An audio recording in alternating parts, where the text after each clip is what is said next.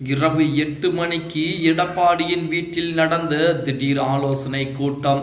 நண்பர்களே, அதிமுக தொண்டர்களாக இருந்தீங்க அப்படின்னா மறக்காம நம்ம சேனலை சப்ஸ்கிரைப் பண்ணிட்டு இந்த வீடியோக்கு ஒரு லைக் பண்ணிருங்க.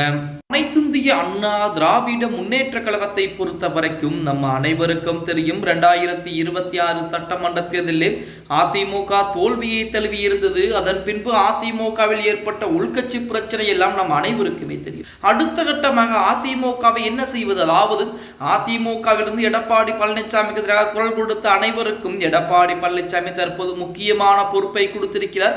ஆனால் இணையதளங்கள் அந்த முக்கியமான பொறுப்பிலும் ஒன்றுமே கிடையாது என சொல்லிக் கொண்டிருக்காங்க. இப்படிப்பட்ட ஒரு சூழலில் நேற்று தினம் மாலை இரவு 8 மணி வாக்கிலே எடப்பாடி பழனிசாமியின் வீட்டிலே ஒரு ஆலோசனையின் கூட்டம் என்பது போடப்பட்டிருப்பதாகும். அந்த ஆலோசனை கூட்டத்தின் முடிவிலே மிக முக்கியமான பல முடிவுகள் எடுக்கப்பட்டிருப்பதாக செய்திகள் என்பது இணையதளங்களிலே உலா வந்து கொண்டிருக்கிறது.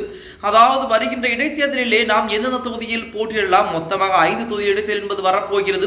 4 தொகுதியிலாவது கண்டிப்பாக நாம் போட்டியிட வேண்டும். மற்ற திமுகவோ மற்ற கட்சிகள் சமரசம் பேச முயன்றாலும் நாம் எந்த ஒரு சமரசத்திற்கு முற்படக்கூடாது. அது மட்டுமல்லாமல் 4 தொகுதியில் அதிமுகவின் கைவசம் இருந்த தொகுதிகள் மொத்தமாக ஒரு 6 தொகுதிகளுக்கு இடைத்தேர்தல் என்பது வரப்போகிறது. இந்த 6 தொகுதிகளிலே 5 தொகுதிகளிலே நாம் அதிமுகவின் கைவசம் இருந்த தொகுதிகள். அதன் காரணமாக மீண்டும் அதே தொகுதியில் நாம் போட்டியிட்டு வெற்றி வாய்ப்பை பதிவு செய்தே ஆக வேண்டும் என நமது எஸ்பி வேலுமணியாகட்டும், நத்தம் விஸ்வநாதனாகட்டும், மற்ற அதிமுக இருக்கக்கூடிய துணை பொதுச்செயலாளரான KP முனுசாமியாகட்டும் போன்றவர்கள் எல்லாம் எடப்பாடி பழனிசாமியிலே அமர்ந்து ஆலோசனைகள் செய்திருப்பதாக இணையதளங்களிலே செய்திகள் என்பது வெளியாகி இருக்கிறது. நேற்றைய தினம் எடப்பாடி பழனிசாமி அதுக்கு முன்பாக இருந்த அரசு பங்களாவை காலி செய்துவிட்டு வேறொரு புதிதாக ஒரு வீட்டுக்கு குடியேறினார் அப்படிங்கிற செய்திகள் கூட இணையதளங்களிலே வெளிவந்து கொண்டிருந்தது.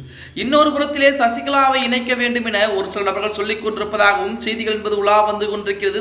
அது அடுத்த கட்ட பிரச்சனையாக இருந்த போதிலுமே வருட இடைத்தேர்தலில் அதிமுக மிக மிக அடுத்த, அதாவது முக்கியமாக காய்கள் நகர்த்தக்கூடிய ஒரு கட்டத்தில் தான் இருந்து கொண்டிருக்கிறது என அப்படின்னு கூட சொல்ல. ஏனென்றால் இந்த 5 தொகுதிகளுமே அதிமுகவின் வசம் இருந்த தொகுதியில் அந்த 5 தொகுதிகளும் மீண்டும் ஒரு தோல்வியை தழுவி விட்டால் அதிமுக மீண்டும் அதே தொகுதியில் போட்டியிட்டு தோல்வியை தழுவினால் எடப்பாடி பழனிசாமிக்கும் அது அதிமுகவிற்கும் மிகப்பெரிய ஒரு பின்னடைவாகத்தான் பார்க்கப்படும் அப்படின்னே கூட சொல்ல. இன்னும் ஓரிரு மாதங்களில் கண்டிப்பாக அந்த 6 தொகுதியிலும் இடைத்தேர்தல் என்பது வரப்போகிறது. அதற்காகத்தான் தற்போது இப்போதிருந்தே ஆலோசனை கூட்டங்களை எடப்பாடி பழனிசாமி போட இருக்கிறார். அதிலும் கூடுதலாக இந்த 6 தொகுதியிலும் தானே இறங்கி பிரச்சாரம் செய்வேன். அது மட்டுமல்லாமல் அதிமுக இருக்கக்கூடிய அனைத்து முக்கியமான தலைவர்களும் இந்த 6 தொகுதிகளிலே முகாமிட்டு நாம் அனைவருடைய, அதாவது அதிமுகவிற்கு வெற்றி வகை சூடக்கூடிய வகையிலே வாக்குகளை சேகரித்து இருக்கக்கூடிய தமிழக மக்களை கவரக்கூடிய, தொகுதி மக்களை கவரக்கூடிய வகையிலே நாம் அனைத்து வேலைகளை ஏற்பாடுகளையும் செய்ய வேண்டும் என எடப்பாடி பழனிசாமியின் மூலமாக ஆலோசனைகள் என்பது வழங்கப்பட்டிருப்பதாக செய்திகள் என்பது இணையதளங்களிலே உலா வந்து கொண்டிருக்கிறது. பொறுத்து பார்க்கலாம். ஓகே கைஸ், வீடியோ பிடிச்சிருந்தா மறக்காம லைக் பண்ணுங்க. அப்படி நம்ம போடக்கூடிய வீடியோ பத்தின கருத்துக்களை கீழே மறக்காம கமெண்ட் பாக்ஸ்ல பதிவு நண்பா.